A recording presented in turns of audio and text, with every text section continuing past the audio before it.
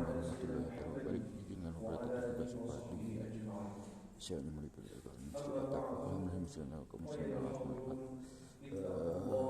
mulai dari tadi sudah berdatang untuk menjaga kawasan masjid dalam rangka menjalankan suatu izinkan bersifat di saya menjemput berada di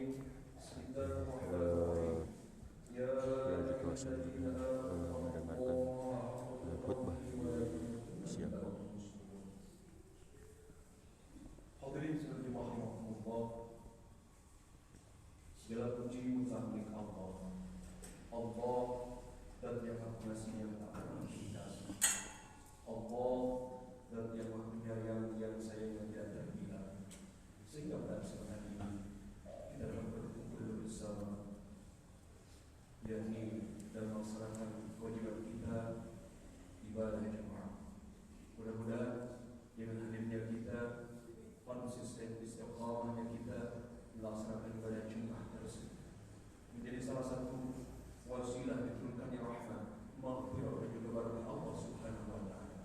Shalawat dan salam senantiasa tercurahkan kepada baginda alam, yakni habibana wa nabiyyana wa maulana Muhammad sallallahu alaihi wasallam, dan kepada keluarganya, para sahabatnya, para tabi'in wa tabi'in, dan juga kepada kita semuanya yang hadir dalam qiyamah.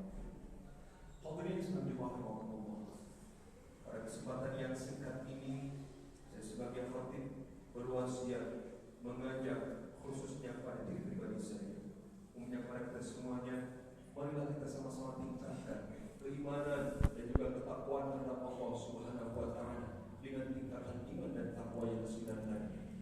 Karena dengan iman dan takwa ini merupakan tolak ukur, merupakan norma terpenting dalam kehidupan kita untuk bisa meraih kesuksesan, kebahagiaan, iman di dunia dan iman di akhirat. Hadirin sekalian rahimakumullah, dalam rangka meningkatkan keimanan kita dan juga ketakwaan kita kepada Allah Subhanahu wa taala, kita diciptakan oleh Allah Subhanahu wa taala hakikatnya adalah untuk beribadah kepada Allah. Wa ma khalaqtul jinna wal insa illa liya'budun. Para ulama ada sebuah kata-kata mutiara, yakni an-nasu kulluhum halka illal 'alimun. Manusia semuanya akan rusak, akan binasa, illal 'alimun, kecuali orang yang berilmu. Tentunya hidup kita mestilah dengan ilmu jika melaksanakan segala hal, baik itu urusan dunia ataupun akhirat. Man arada dunya fa'ali bil 'ilm, wa man arada al-akhirah fa'ali bil ilm. Barang siapa yang mengharapkan kehidupan dunia, maka mestilah dengan ilmu. Dan barang siapa yang mengharapkan kebahagiaan akhirat, tentunya dengan ilmu. Sebab kita melaksanakan ibadah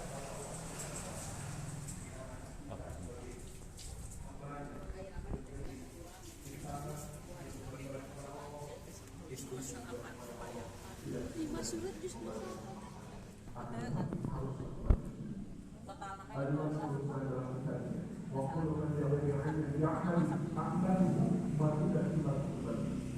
setiap orang yang melaksanakan ibadah kepada Allah tanpa didasari dengan keilmuan, maka sholat tidak diterima Allah sia-sia saja. Kata orang Sunda, gawe sampai berkata, sosmah sampai aina berkata, bu ayam Allah bersama. Oleh karenanya kita melaksanakan ibadah kepada Allah supaya tidak sia-sia, maka melaksanakan sholat, melaksanakan haji, melaksanakan zakat, melaksanakan puasa, dan dunia mestilah kita memakai ilmu agar supaya kita diterima Allah Subhanahu wa taala. Hadirin sekalian rahimakumullah, dan yang berilmukan akan rusak. Wala 'alimun aqulu man ta'ala 'alimun, yang berilmu akan rusak jika ilmunya tidak diamalkan. Al-Qur'an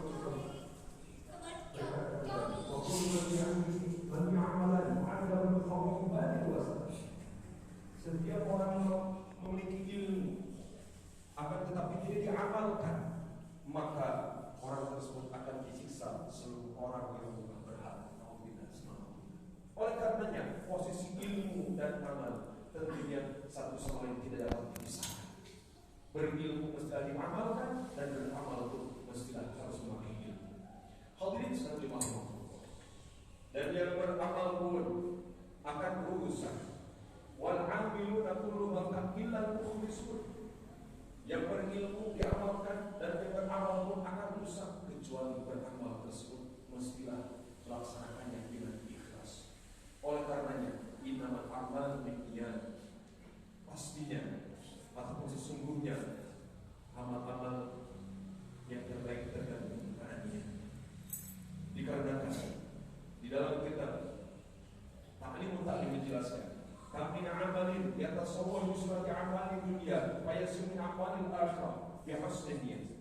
Banyak sekali amal ibadah dunia, banyak sekali pekerjaan dunia bisa menjadi amal akhirat dikarenakan bagusnya niat. Contohnya, seseorang melaksanakan pekerjaan, pergi bekerja, baik itu ke kantor, ke pasar, ini merupakan pekerjaan duniawi, akan tetapi bisa bernilai ukhrawi jika niatnya bagus dalam rangka menambahi keluarganya. Insya Allah, meskipun itu pekerjaan duniawi, bisa menjadi amal ukhrawi dikarenakan bagusnya niat.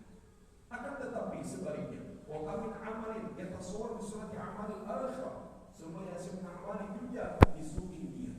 Banyak sekali amal ibadah akhirat hanya bisa menjadi amal dunia saja dikarenakan jeleknya niat kita. Salat karena makhluk, ibadah karena makhluk, puasa karena makhluk, tentunya ini hanya mendapatkan pahala dunia saja. Namun bukan semuanya. Oleh karenanya kita melaksanakan ibadah kepada Allah mestilah ikhlas karena Allah dan karena apa. Hadirin sedang dimaksudkan. Masalah ikhlas ini tentunya sangatlah sulit sekali. Bahkan kita harus mempelajarinya. Bahkan kita terus belajar dan terus belajar. Para ulama membagi masalah ikhlas ini dalam 3 tingkatan. Level yang pertama, yakni Al-Imam Ma'ruf Al-Qurri menjelaskan, man amila lisawabi fahuwa minat tujar. Barang siapa beramal supaya dapat pahala, mengharapkan surga, maka dia bagaikan orang yang sedang berdagang. Maksudnya dia beramal dengan angan-angan mendapatkan keuntungan itu, seolah-olah seperti sedang tukar muka, yakni amal dengan pahala. Ini merupakan ikhlas, akan tetapi hanya ikhlas level yang terendah. Yang beribadah hanya ingin mendapatkan surga saja, beribadah hanya mendapatkan pahala saja. Dan yang kedua, wa man amila khaufan minan nar fa huwa minal abid. Barang siapa yang melaksanakan ibadah kepada Allah akan tetapi takut karena neraka, maka ini diibaratkan sebagai seorang hamba sahaya yang memang hamba sahaya ketika berbuat salah tentunya takut atas majikannya, takut disiksa oleh majikannya ketika berbuat kesalahan. Dan yang level yang ketiga, yakni wa man amila lillah fa huwa minal ahrar. Barang siapa yang beramal kepada Allah, yakni ikhlas karena Allah billahi ta'ala, fa huwa minal ahrar, yakni ini bagikan orang yang merdeka, bebas tanpa ada beban. Al-Imam Nawawi menjelaskan, level ketiga ini termasuk ibadahnya ibadatul akhyar, yakni ibadah-ibadahnya orang-orang pilihan, seperti ibadahnya para nabi, para rasul, para wali. Dan ini merupakan manifestasi ketika baginda Rasulullah SAW sering melaksanakan qiyamul lail sampai-sampai kakinya bengkak. Bahkan Siti Aisyah bertanya kepada Rasulullah, ya Rasulullah, bukankah engkau orang yang dimaksud dari berbuat dosa? Bukankah engkau sudah ampuni dosa-dosa? Akan tetapi kenapa engkau melaksanakan ibadah kepada Allah sampai kakinya bengkak? Wahai Aisyah, kami melaksanakan sholat ini dalam rangka bersyukur kepada Allah Subhanahu wa ta'ala. Tentunya orang yang melaksanakan ibadah kepada Allah tanpa mengharapkan surga, tanpa takut di neraka, inilah orang-orang yang sangat luar biasa. Dikarenakan surga adalah makhluk Allah, neraka adalah makhluk Allah. Ketika seseorang ingin surga, maka bukan karena Allah, tetapi karena makhluk Allah. Seseorang ibadah kepada Allah takut akan neraka bukan Allah, tetapi dia itu makhluk Allah. Oleh karenanya, insya Allah, mudah-mudahan kita terus belajar melaksanakan ibadah kepada Allah dengan tulus dan ikhlas. Dikarenakan orang yang termasuk golongan yang ketiga ini adalah orang-orang yang sangat luar biasa ketika beribadah kepada Allah. Kenapa tidak mengharapkan surga? Dikarenakan dirinya merasa malu ketika mendapatkan pahala. Karena apa? Karena lisannya, kakinya, tangannya digerakkan oleh Allah Subhanahu wa ta'ala. Sementara dia meminta pahala, betapa malunya ketika minta pahala pada Allah sementara dia masih diberikan kehidupan oleh Allah Subhanahu wa Ta'ala. Mudah-mudahan kita semuanya termasuk orang-orang yang senantiasa konsisten istiqomah dalam melaksanakan ibadah kepada Allah, dan beribadahnya pun mendapatkan derajat yang ikhlas di sisi Allah Subhanahu wa Ta'ala, dan kita mendapatkan predikat iman dan takwa kepada Allah Subhanahu wa Ta'ala. Janji Allah dalam Al-Quran ketika kita beriman dan takwa kepada Allah Subhanahu wa Ta'ala, walau annahum amanu wattaqau lafatahna al-barakati samawati. Jika di suatu negeri, di suatu kampung senantiasa beriman dan bertakwa kepada Allah, maka Allah akan membukakan pintu keberkahan, baik berkah dari langit maupun berkah dari bumi. Amin Allah ya rabbal alamin. Demikian khutbah yang saya sampaikan, mudah-mudahan ada guna manfaatnya, khususnya bagi saya menyampaikan kita semua. Barakallahu li wa lakum bil Qur'an wa li innahu jawadun karim wa innahu huwat tawwabur rahim. Allahumma shalli ala sayyidina Muhammad wa ala ali sayyidina Muhammad.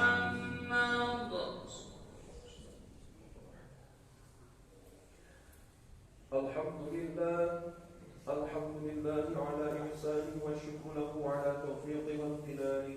Ashhadu an la ilaha illallah wahdahu la syarika lah wa ashhadu anna sayyidina Muhammadan abduhu wa rasuluh ad-da'i ila ridwani.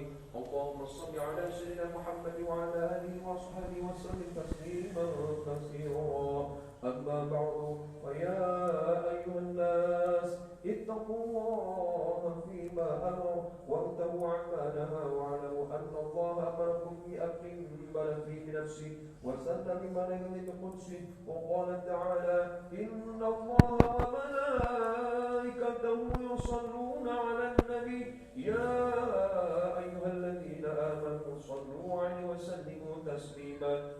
اللهم صل على سيدنا محمد وعلى ال سيدنا محمد كما صليت على سيدنا ابراهيم وعلى ال سيدنا ابراهيم وبارك على سيدنا محمد وعلى ال سيدنا محمد كما باركت على سيدنا ابراهيم وعلى ال سيدنا ابراهيم في العالمين انك حميد مجيد. امين الله يا رب العالمين. اللهم اغفر للمؤمنين والمؤمنات والمسلمين والمسلمات الأحياء منهم والأموات ويا قاضي الحاجات برحمتك يا أرحم الراحمين.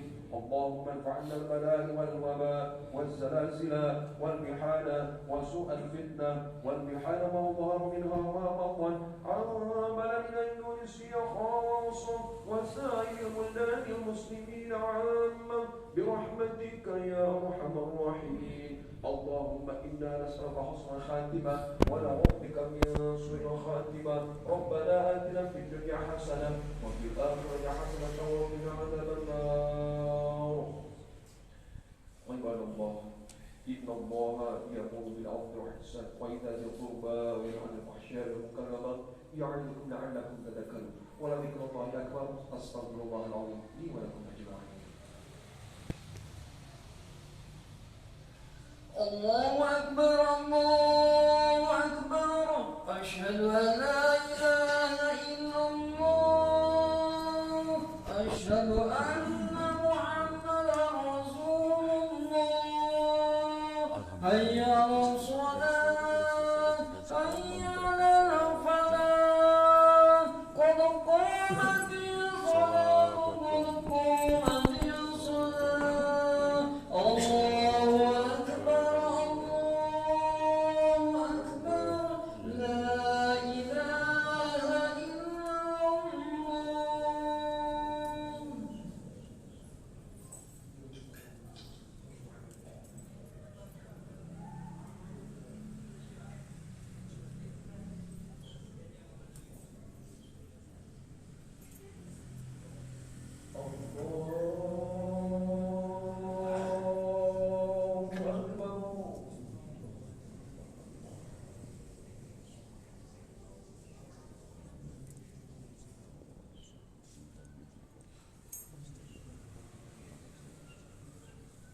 Assalamualaikum warahmatullahi wabarakatuh.